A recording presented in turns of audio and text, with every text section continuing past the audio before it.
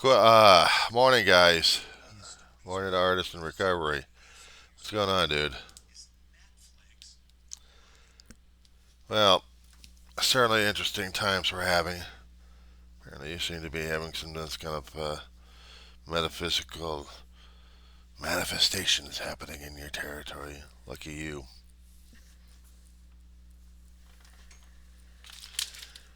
I wouldn't put it past them to give you a little bit of a wink, wink, nudge, nudge. Unfortunately, we don't have the wink, wink, nudge, nudge here, do we? Not really. Uh, I suppose you've been keeping track of some of the independent talk about, and I'll be sending a copy of this one over to my good friend, the Reverend, about what's happening out there. MSNBC sent a couple of reps, I think last week, over to Trump land. Make nice, nice. Didn't happen, did it? Well, now they're toning back the attacks on Trump on MSNBC. The first story they're talking about is football.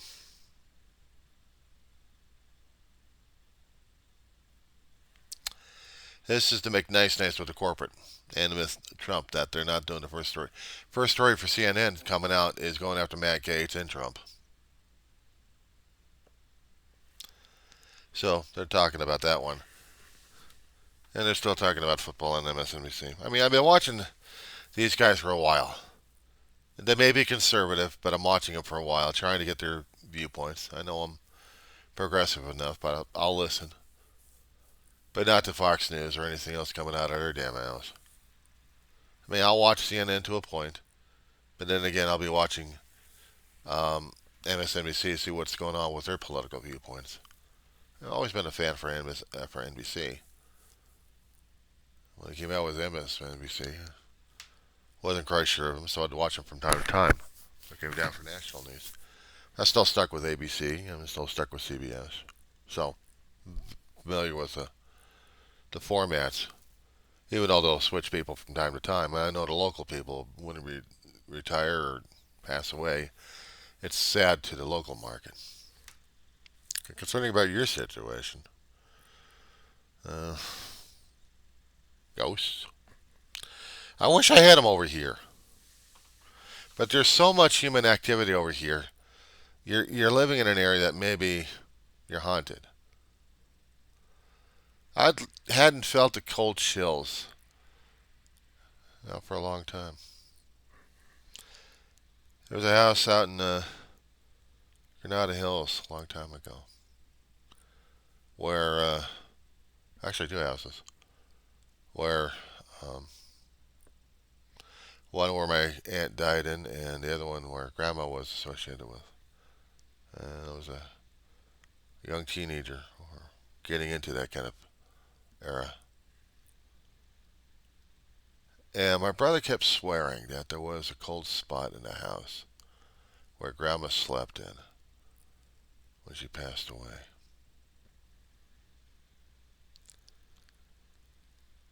I didn't notice it as much. I should have. They're saying that when there's a cold spot in there, there's an entity in there. I have problems concerning about communicating with the land of the living because we depend upon auditory signals. You ever watch them ghost hunting places, or you probably had watched those ghost hunting places, where they use special recording equipment to isolate. But it has to be so quiet, it's not even funny. I mean, there's no way in a place like this it could be absolutely quiet, unless right now. And if there was, would they be able to hear the ghost of my brother?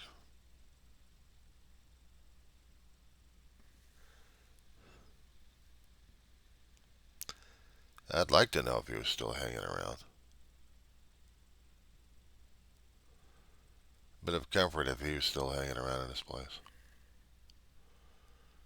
All I have is the ashes. It had been a long while. It had been a long time I kept asking. Maybe one time or another, I guess. If my brother was going to be hanging around.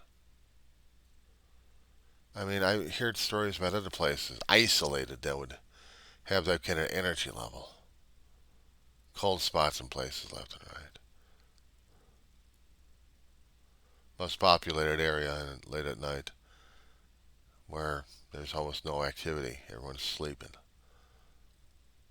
And maybe it'd be something skin prickly feeling for that one. But I guess not, Daryl. And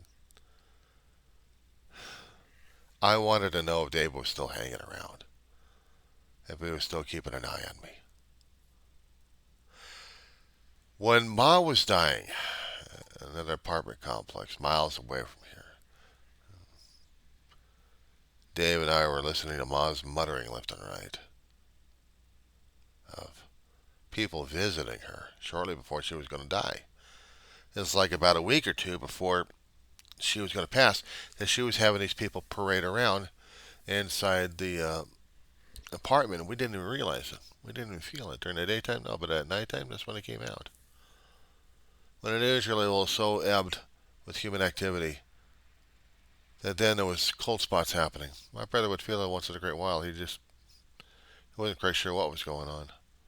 And I didn't even notice it. I didn't even pay attention to anything. If there was any cold spots, I was just saying, oh, what the? Oh. Maybe it was a problem with the air conditioning. I just kind of dismissed it, and that's about it. I didn't realize we actually had visitors from our relatives coming out and talking to Ma, her past, her friends, and anybody else, trying to assure her about the passage that she was about to partake. And then the major cold spot happening on that day, on that night. We didn't realize that there was an angel in the place. Now, it was either two of them, Raphael or Gabriel, one of those two, that actually came down and see what was going and give Ma a once over, reassuring her that the passage was going to be safe. And all the while, she kept telling Dave and me, while we kept engaging conversation with her, that she was talking to her relatives. We thought she was losing her mind. We didn't realize she was being visited. I mean, it would have been nice to get a visitation from Grandma and Aunt May, or let alone Uncle Bill and Aunt June.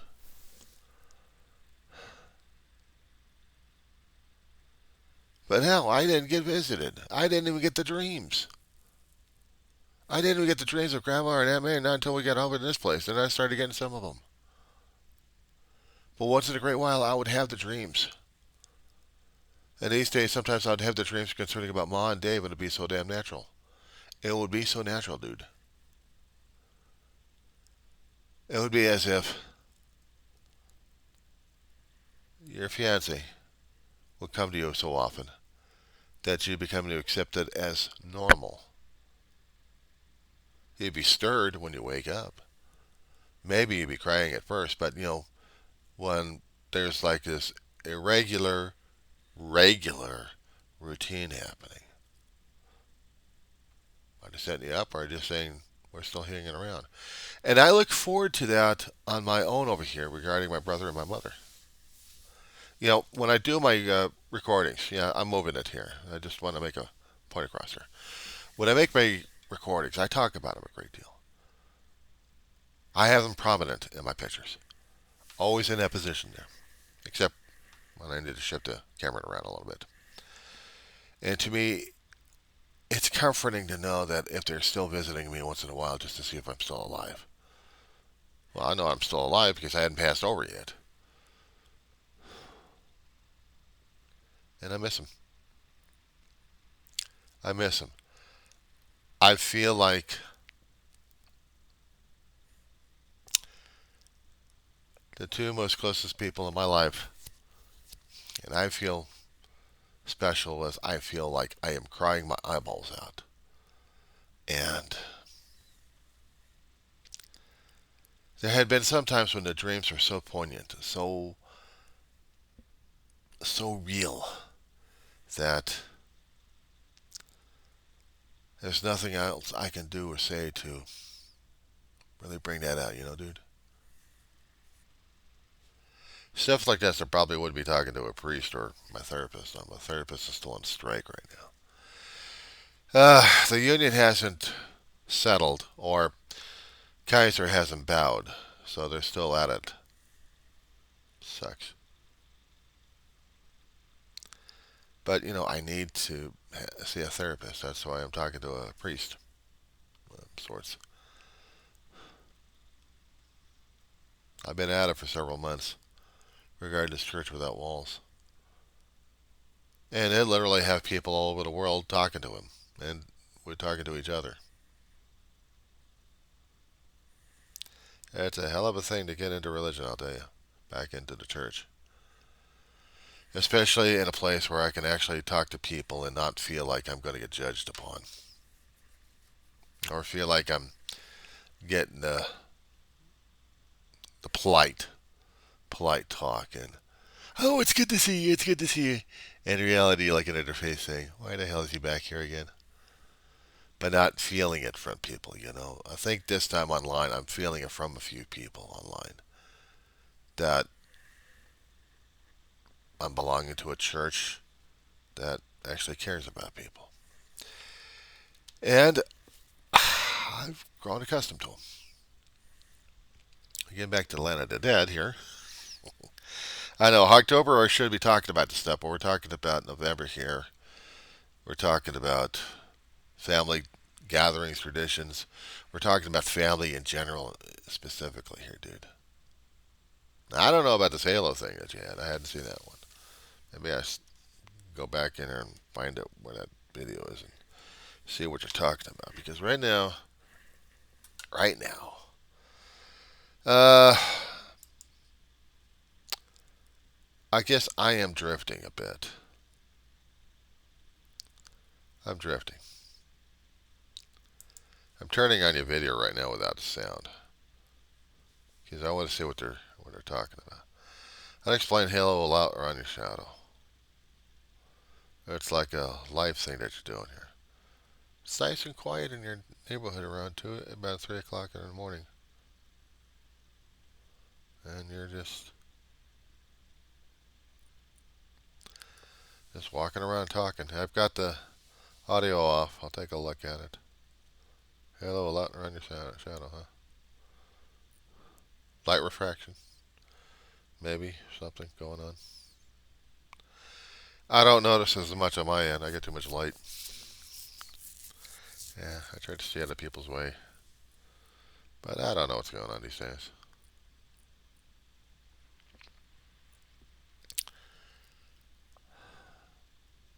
So, I'll put it on pause right now while I'm looking at your stuff. I watched the video. That's what you were trying to point out. It is the street lights. I'm sorry. You're going to deny it. Okay, you deny it. That's fine. That's on you. But from an outsider point of view, it's the street lights. You got 2 street lights happening in that section. I saw the halo effect. You also have the camera. Does the camera have a light on you? When you're doing your video out there, okay, maybe there's no lighting on that one. But there has to be an energy source producing it. You're not picking up any spiritual remnants, or maybe you are. I don't know. But if there was, why wasn't it in a different angle? I don't know. But I still think it's the streetlights. I'm going back over frame by frame on this one. This is like Ghost Hunters thing that'll give you some kind of metaphysical stuff. I'm a man of science. All right? I stick with science. So, we're going back over your video again because I'm bored as hell. And I just want to see the visuals. And looking at some of your action there, okay, there's light heading on your back. The first portion of your video, light is coming and hitting you. And if I look at it with power of perception, or yeah, I could probably see that there's a halo right there. Maybe, or maybe not. But I still think it's the background lighting that's hitting you as you're walking down the street. I don't know. Could I probe it out here? It's close enough for that one. So let me see if I can try it on mine.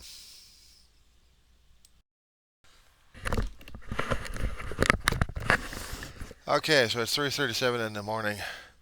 Still West Coast time. I just came back inside. I tried to do it, but it's different layout out here than your layout. It's too damn cold for me to go out there. My joints and fingers are not liking it. Even 41 degrees is definitely too cold for this kid's taste. So I tried it, a few angles. But I've got multiple light sources in my apartment, I mean, on the outside, and some of the street lights. Not to mention there's cars coming back and forth. You think maybe somehow I'd get a lighting effect in this one. No, I can't explain your situation there, dude. Not yet, anyway. But this is not going to drive me crazy. I mean, I did see the two light sources that you had, and I saw the halo effect on your screen.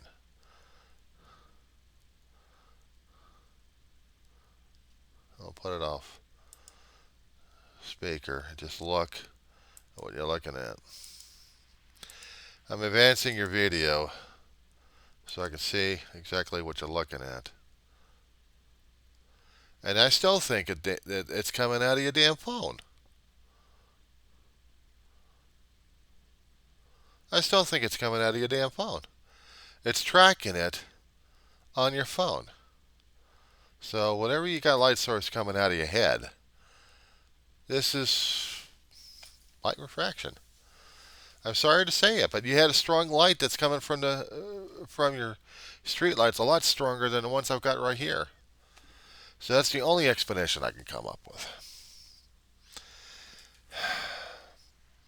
It's not metaphysical. It's just science that we haven't explained yet. I'll talk at you later.